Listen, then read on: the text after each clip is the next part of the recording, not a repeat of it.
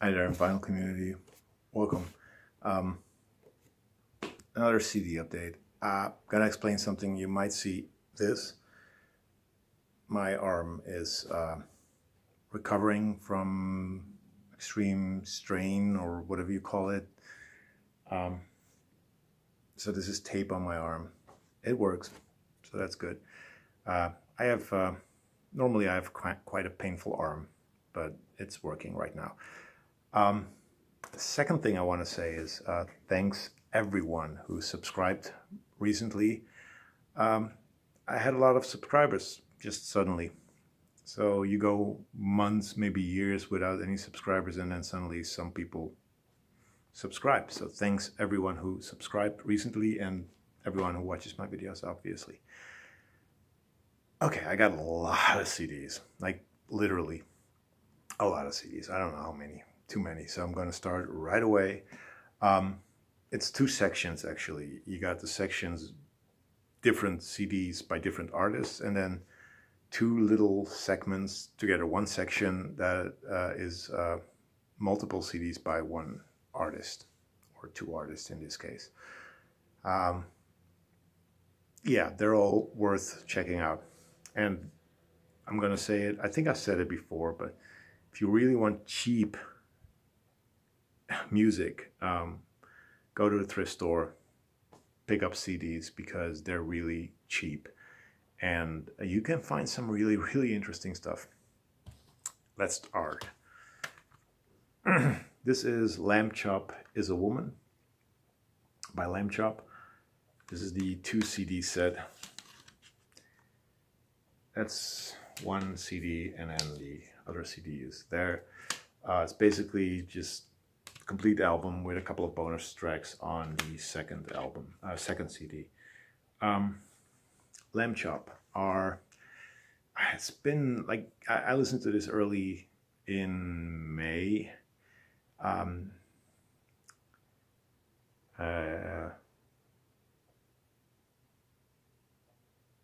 Is it May? I don't. I am totally lost with time. Anyway, I listened to this earlier this month, and I don't really remember it that well, but it's beautifully arranged and sort of indie folk, Americana type music. Interesting, really, really well played, and you don't find Lamb Chop at thrift stores that often, so that's a good find. Then I picked up Art Blakey's Jazz Messengers, featuring Donald Byrd, Doc Watkins, Hank Mobley, and Horace Silver. This is great jazz, really, really great jazz. Great drumming, great stuff. It's a reissue from 1997 on Columbia Legacy. Jazz, what can I say? This was a great find. Soul Coughing, Irresistible Bliss, their album from 1996. I believe their second album, could be wrong. There's the band. First track, Super Bon Bon. When I heard that, I was like, oh yeah, I remember that. That's an amazing track, and it is. It's really, really a good track. Overall, this is a pretty original band, indie rock, but very 90s and very searching, experimenting, and great listen. Then we have Adam F. This is Colors. Adam F. is electronic drum and bass, reminiscent of Goldie and Ronnie Size. It's just well made, well played, well put together drum and bass music. So if you love drum and bass, check out Adam F. I got 3 more of the various artist thing. This is Cool Bone with Brass Hop. This is from 1997. It's on Nice, show it. Hollywood Records. It doesn't show up. Cool Bone were for me a group I didn't know. They turned out to be a hip hop group that I think plays their own instruments and play jazz funk, hip hop mixture, and it's well done. It's really well done. If you love 90s hip hop that has a big jazz flavor, this is really big jazz. Lots of brass band elements in there. If you like that, check out Cool Bone, a band I had never heard of. This was an interesting find. This is Dennis Coffey with Under the Moonlight. Dennis Coffey obviously is a well-known jazz funk musician from the 70s. This is an album from 1989, which I had never seen or heard of. I had my doubts. Should I pick it up? Shouldn't I? I did, because I like what I've heard so far from Dennis Coffey. And this is very smooth, very smooth, but it still has that jazz funk flavor. So it's not a bad listen. And if you like jazz funk, if you like Dennis Coffey, do check it out. The last album I'm going to show you in the section of various artists is this one. This is Ronald Snijders with Meet the World. Now, when I saw this, I was like, yes, Ronald Snijders at a thrift store. Ronald Snijders, I hear you think, who the hell is Ronald Snijders? Ronald Snijders is a Suriname-based jazz funk flautist. I'm going to show you a picture. That is Ronald Snijders. That is the CD. He released a couple of albums in the late 70s, early 80s that are deemed highly collectible jazz funk records. Very pricey, very rare. You never ever see them. This, however, is released by Ronald himself on his own label, BSM, which I have to look up what it stands for. It's a abbreviation of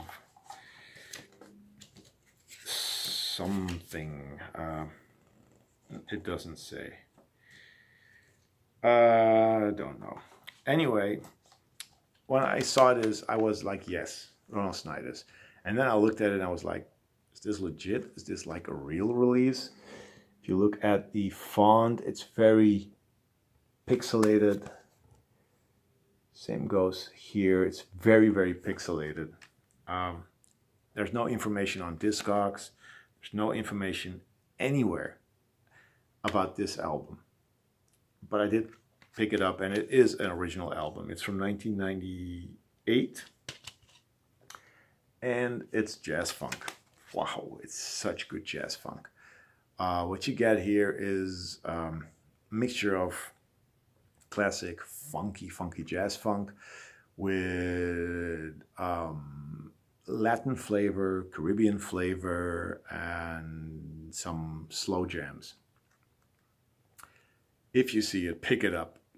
It's probably very rare, but then again, I cannot check it because Discogs doesn't have it and no other site shows it, so there you are. Okay, now on to multiple CDs by two different artists.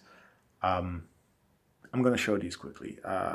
They're collections, obviously. Someone dropped these off at a thrift store and said, I don't need them. If anyone wants them, you can buy them here. And I did. They were all around $1 each. The first artist, the albums from that particular group, it's a group, they're still worth some money. So I listened to them. I really enjoyed them, but I'm not keeping them. I'm not keeping any of these CDs, actually. The artist in question is Thin Lizzy.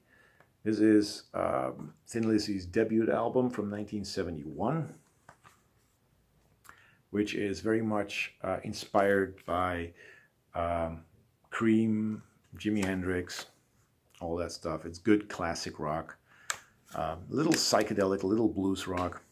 Same goes for this album. This is Shades of a Blue Orphanage. This one is from 1972 originally.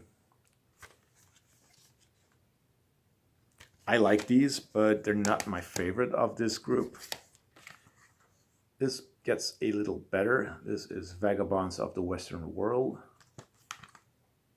This is 1973.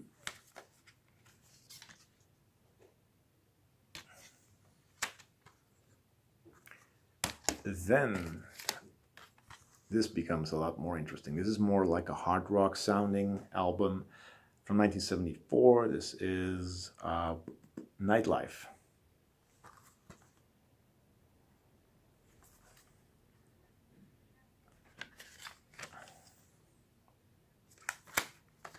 Vertigo releases, and I would love to find originals.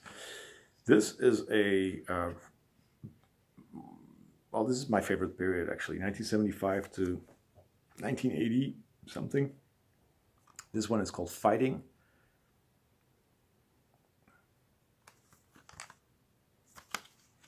Good classic hard rock.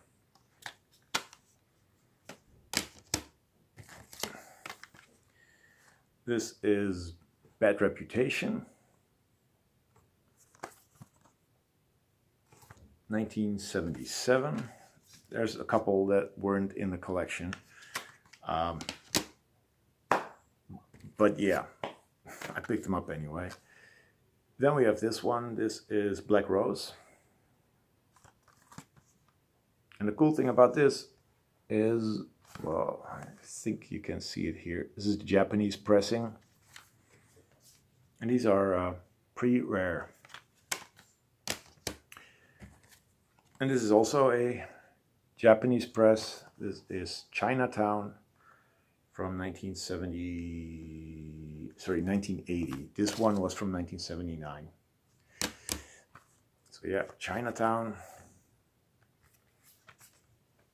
Doesn't have OBs, but it doesn't matter. And the last album I got by Thin Lizzy is an album that I remember from my childhood because my parents used to have this. This is Renegade. And no, my parents didn't buy it. They won it at some lottery and probably never listened to it. This one has Snowy White on guitar. So they are very blues rocky, hard rock, and blues rock sort of psychedelic stuff that they did. The last artist that I have a bunch of records from is Bob Dylan. Didn't quite, excuse me, didn't quite enjoy his first stuff. This is, I believe, his third album. Times they are changing. It's okay. It's a guy with a guitar and a harmonica, and that's it. Originally 1964 release. This is part of the Columbia Legacy, I believe. This one, still not really my favorite record. Another Side of Bob Dylan.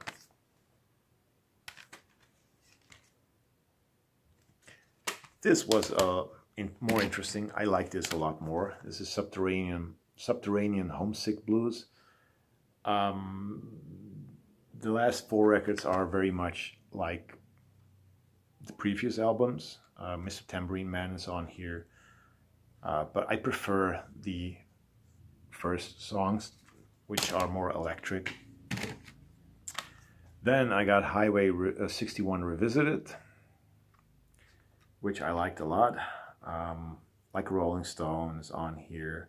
Ballad of a Thin Man. Desolation Row. Three more. Doesn't ring a bell, does it? This is actually Blonde on Blonde. You can see this is part of it, but the booklet was destroyed probably, but I still picked it up. Great album.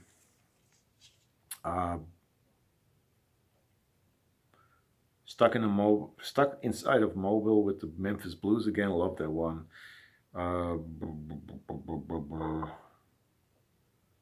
Sad-Eyed Lady of the Lowlands. Beautiful song. His longest from all these records.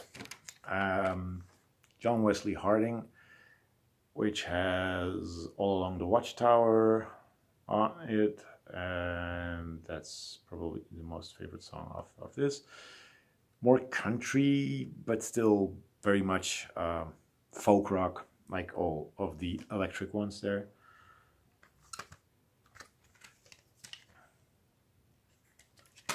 And the last one is an album I already had on vinyl, but I still picked it up. Nashville Skyline, which has a song on there with